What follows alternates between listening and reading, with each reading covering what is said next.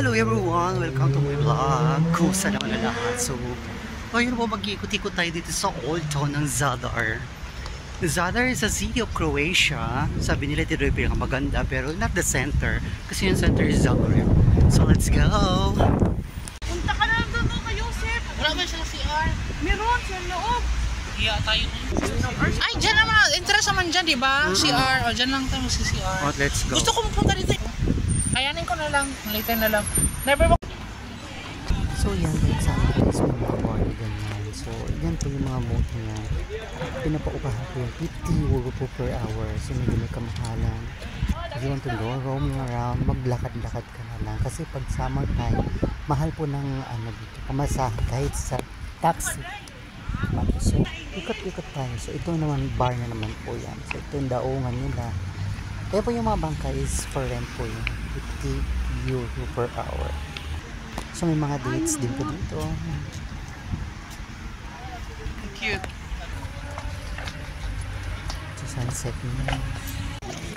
Kagandahan dito, ayan mga bar. Kagandahan po dito pag sunset. Hindi na masyadong mainit. Alam mo, masarap mag-inis.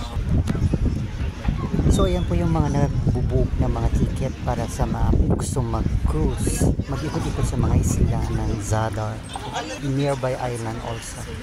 Yun po yung mga cruise. Ito yung dancing bridge kasi umuga-uga siya.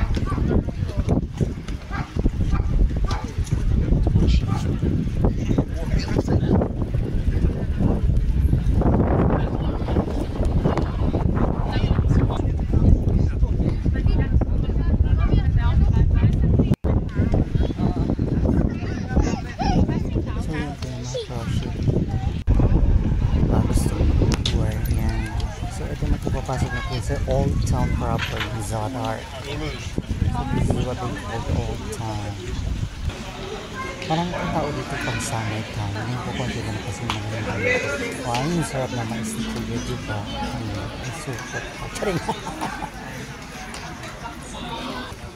Karamihan po dito sa Old Town is mga trees. Mga old trees.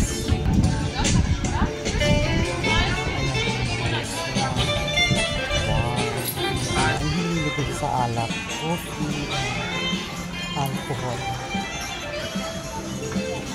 Если бы просто, например, ну хорошо. Ang kahit sa gitna. Ang gitna dito ng area na ito. Pag summer time po puno-puno po ito ng tao. Pero since mabuhay ito, wala na itong tao. Very, very light naman. Ang konti na.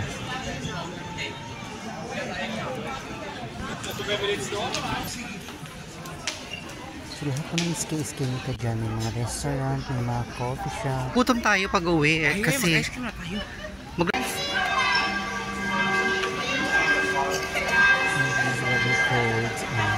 Church of St. Donatus.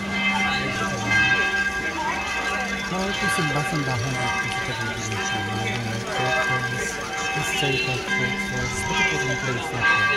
History siya. History siya sa Korea.